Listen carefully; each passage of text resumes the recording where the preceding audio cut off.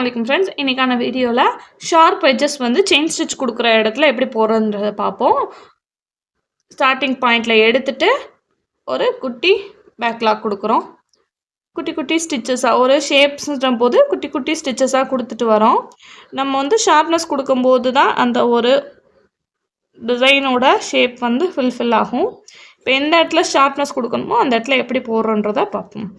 இப்போது இந்த இடத்துல முடிஞ்சிருச்சு. இந்த இடத்துல ஷார்ப்னஸ் வேணும். ஸோ இந்த லைன் வந்து இந்த டைரெக்ஷனில் போகுது. ஸோ அதுக்கு ஆப்போசிட் டைரெக்ஷனில் ஒரு குட்டி லாக் கொடுத்து அதுக்கடுத்து அந்த டைரெக்ஷனில் குட்டி குட்டி செயினாக போட்டுட்டு போகணும். இப்போது இந்த இடத்துல ஷார்ப் எட்ஜஸ் க்ரியேட் ஆகிருக்கு.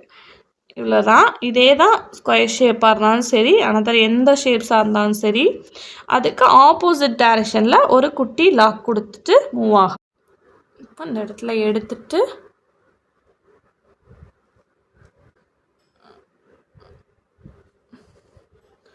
நாட் போட்டுக்கலாம். இந்த மாதிரி ஷார்ப்னஸ் கொடுக்கணும்.